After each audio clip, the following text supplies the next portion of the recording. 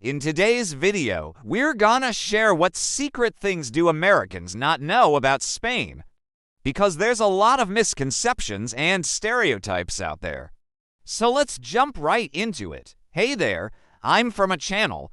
And if you're looking to travel the world through the power of language learning, then come along with us. So before we begin, here's a quick montage of some of the things that Spain is most famous for: flamenco, food, fiestas, and this crazy thing called El Rocio, where thousands of women dress up in white and dance around for no apparent reason. Okay, maybe there is a reason, but it's completely lost on me.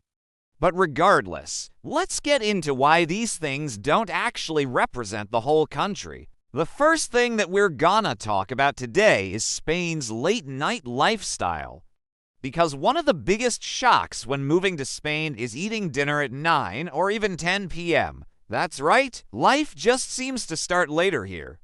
Everything is just a bit slower paced than back home in the US, and even though it might be hard to adjust to, once you adapt, it's honestly pretty nice. And it makes sense when you think about it.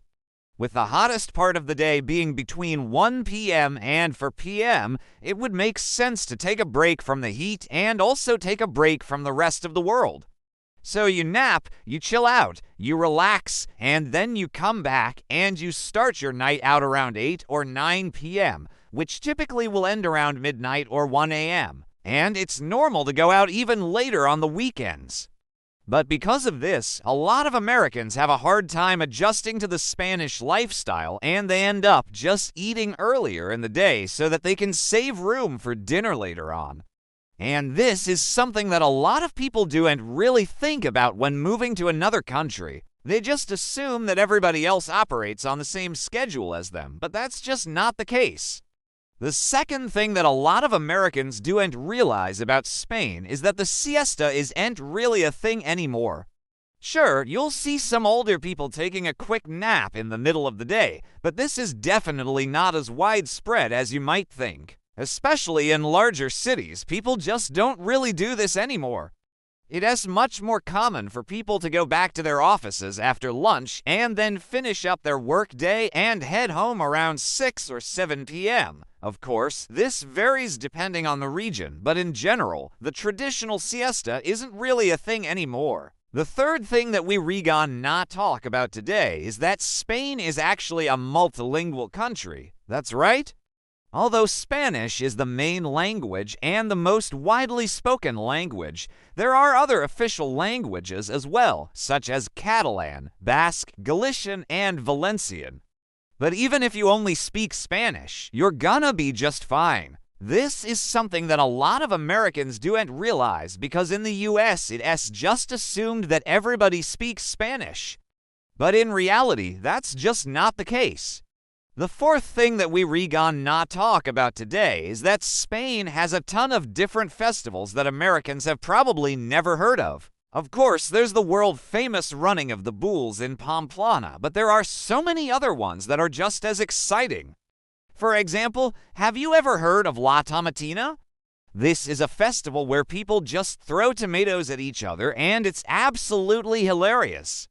There's also the Baby Jumping Festival, where babies are literally jumped over. Then there are all the different fire festivals like Las Fallas and La Mer de Doodles Fox, where people set themselves on fire and dance around. These festivals are unlike anything that is celebrated in the US, and they really show the true spirit of Spain. The fifth and final thing that we gonna not talk about today is that Spain has some amazing food that is unlike anything that you lines find in the US. I mean, sure, you can find some decent tapas in a few select cities in the US, but it's just not the same as being there. In Spain, every restaurant serves tapas and it's a way of life. On top of this, the portions are small, so you can try a lot of different things. And who could forget about their obsession with jamon iberico? This is a type of cured ham that is made from the Iberian pig, and it is considered to be one of the best hams in the world. Not only that, but Spain is also known for its amazing olive oil, and it's used in almost every single dish. Lastly, you have to try the churros with chocolate. This is a popular breakfast food in Spain, and it consists of fried dough that is sprinkled with sugar and cinnamon and then dipped into thick hot chocolate. It might sound weird, but it's absolutely delicious. And finally, the last thing that we gonna not talk about is that Spain actually has a lot of influence in America. This is something that most Americans don't realize because they don't study much of Spanish history. But the fact is, Spain was one of the first European countries to establish settlements in the Americas. In fact, there are still towns in the U.S. today that are named after Spanish cities. And many of the explorers that discovered the U.S. were Spanish, including Hernando Cortez, who conquered the Aztec Empire, and Francisco Pizarro, who conquered the Inca Empire.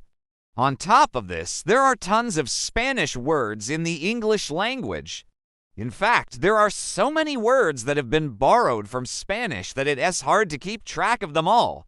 But some examples include words like fiesta, rodeo, and even the word alligator. Now we want to hear from you. Which of these Spanish secrets shocked you the most? Leave us a comment down below and tell us all about yourself. And while you're at it, be sure to hit that like button and subscribe so that you never miss an update. Until then, I'll see you next time.